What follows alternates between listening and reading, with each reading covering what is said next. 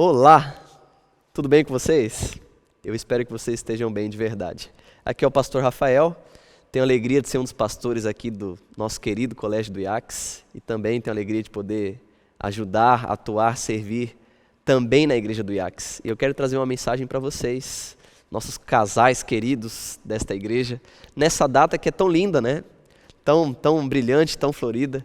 Eu sei que alguns casais até prepararam um momento assim, bem especial para hoje. E talvez você esteja se perguntando desde já, por que o pastor Rafael vem fazer uma mensagem para os casais e ele está sozinho? Então é o seguinte, chega mais perto, só entre nós aqui, só entre nós. Eu estou aqui sozinho porque foi o único álibi que eu encontrei para poder preparar uma baita surpresa para minha esposa, para a dona Luciana, certo? Então não fala nada, não manda o WhatsApp, não dá spoiler, porque vai chegar lá uma surpresa para ela, tá bom? E eu vou lá daqui a pouco também para poder participar da surpresa. Beleza?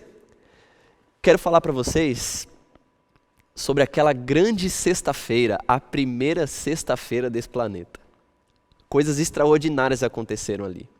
Já era o fim da criação, Adão vislumbrando aquele jardim perfeito, e ele percebeu que algo estava faltando, e a verdade é que Deus, na sua pedagogia, já tinha planejado isso. Adão adormeceu, e quando ele acordou, ele teve uma grande surpresa. Ele viu aquele ser extraordinário, a obra-prima da criação de Deus. Eva, aquele monumento de mulher. E ele se espantou, ele ficou tão maravilhado, que até poesia o homem falou. Foi a primeira poesia da Bíblia. Lindo, fantástico. Deus celebrou o primeiro casamento e depois foi só alegria, né?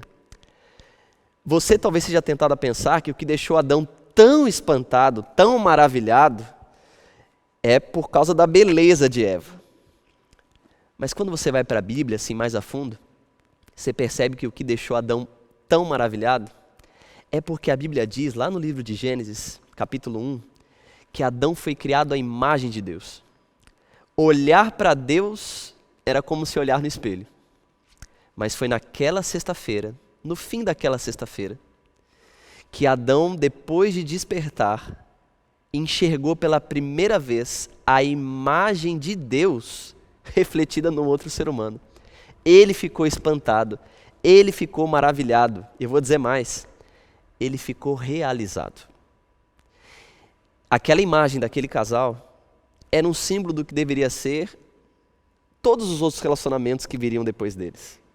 Um homem, uma mulher, ambos refletindo claramente a imagem de Deus.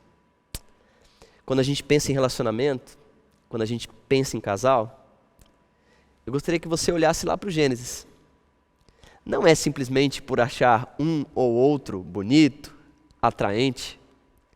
Nós que somos casais cristãos, nós entendemos que o que verdadeiramente aproximou um ao outro é porque, de alguma forma, um enxergou no outro um vislumbre daquilo que Deus é.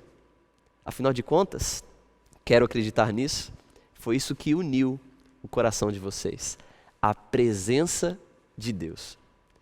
Esse é o plano.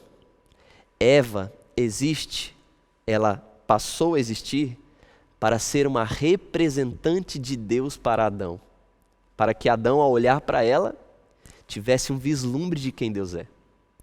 Adão também foi formado para ser para Eva um vislumbre de quem Deus era. Este era o plano de Deus. Que os relacionamentos fossem um lugar onde a imagem dele pudesse ser refletida na sua plenitude. E eu sei que em muitos momentos, aí no relacionamento de vocês, você pode ter esse gostinho do que é estar na presença de Deus ao estar do lado da sua amada, ao estar do lado do seu amado. Você se lembra? Aquelas conversas no sofá, aquelas risadas, aqueles momentos de alegria, aquele abraço no momento de dificuldade, estar na igreja juntos, celebrar juntos, orar juntos, estar juntos. É a presença de Deus sendo montada na vida de vocês. Mas, como nem tudo é flores, não é verdade? Você sabe que o pecado ele apareceu e ele estragou tudo. A primeira bênção que Deus deu ao ser humano foi a bênção do relacionamento. Mas também foi a primeira coisa afetada com o pecado. A Bíblia fala, em Gênesis no capítulo 3, que logo que o pecado surgiu, um olhou para o outro, sentiram vergonha, sentiram medo, se esconderam, usando folhas de figueira, se esconderam até de Deus, você acredita? Isso é trágico. Aquilo que deveria ser a primeira bênção ao casal, é a primeira coisa que é afetada com o pecado. A verdade é que nós que vivemos deste lado do sol, temos que conviver com as alegrias e com os conflitos de um relacionamento. Por causa do pecado, amar será sempre correr riscos e passar por imprevistos. Talvez você passe por alguns deles. Talvez vocês estejam passando por um desses imprevistos agora. Eu quero terminar essa mensagem dando a vocês uma boa notícia. Sabe qual é? Está lá no livro de Gênesis, no capítulo 3. O versinho é o versinho 21. Olha que texto fantástico. Fez o Senhor Deus vestimenta de peles para Adão e sua mulher, e os vestiu. Pastor, o que uma vestimenta de peles tem a ver com o Dia dos Namorados? Lembra que eu falei para você que tanto o homem quanto a mulher foram criados à imagem de Deus? E era propósito de Deus que no relacionamento um enxergasse no outro mais claramente essa imagem? Esse era o plano. Adão e Eva eram parecidos com Deus por dentro e também por fora. Aí veio o pecado. E essa imagem foi completamente manchada. A glória de Deus não está mais no ser humano. É nítido. Eles se escondem de medo. Não há mais a glória que os cobre. É nesse momento que entra em cena um dos atos mais lindos de graça de Deus. Porque se antes eles eram parecidos com Deus por dentro e por fora, e o pecado tirou isso, Deus, através da morte de um cordeiro, faz vestimenta de peles e cobre Adão e cobre também Eva. Sabe qual era o recado que Deus queria dar? Era mais ou menos assim: criei vocês para serem parecidos comigo, para refletirem a minha glória, para que no relacionamento vocês tivessem um vislumbre melhor de quem eu sou. Já que o pecado tirou essa glória que vocês tinham, eu agora vou cobrir vocês com a pele do Cordeiro, com a graça do Cordeiro, com a justiça do Cordeiro. E mesmo que vocês não reflitam mais a minha glória, ao usarem as peles desse Cordeiro, ao aceitarem o sacrifício desse Cordeiro, todos saberão que vocês são meus filhos. Nós não refletimos mais claramente a glória de Deus. Talvez você olhe para o seu amado e para a sua amada e já não consiga enxergar tão claramente a imagem do Deus que você ama tanto. Mas eu sei que existe ainda o amor entre vocês. E sabe por quê? Porque Deus cobriu de graça os relacionamentos. Quando Cristo faz parte do relacionamento, essa imagem de Deus é reconstruída através da graça. E é por isso que mesmo no mundo de pecado, é possível dentro de um relacionamento em que há o temor do Senhor, em que há o amor do Senhor, mesmo agora, olhar um para o outro e enxergar flashes, vislumbres da imagem do nosso Deus. O relacionamento só é possível de verdade porque existe graça.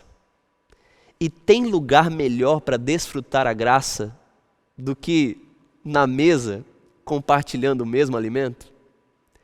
O apelo que eu faço para você, amado e amada do Senhor: Deixe Deus vestir você com as peles da graça, com as vestes da justiça. Assim, através de você, a sua amada vai enxergar a imagem de Deus. Seu amado vai enxergar a imagem de Deus. Posso te fazer um último apelo? Vista o seu amado e a sua amada com as vestes da graça. Olhe para ela e para ele como um filho e uma filha de Deus. E assim, o amor entre vocês só vai aumentar. É verdade que há vários desafios para viver o relacionamento depois do pecado. Mas Deus não nos deixa sozinhos. Ele deixou várias orientações. Uma delas está no livro Testemunhos Seletos, volume 3, página 311. Olha que interessante. Embora possam surgir dificuldades e perplexidades, nem o marido, nem a esposa abrigue o pensamento de que sua união é um erro ou uma decepção. Resolva cada qual ser para o outro tudo o que é possível. Continuai as primeiras atenções. De todos os modos, anime um ao outro nas lutas da vida. Procure cada um promover a felicidade do outro.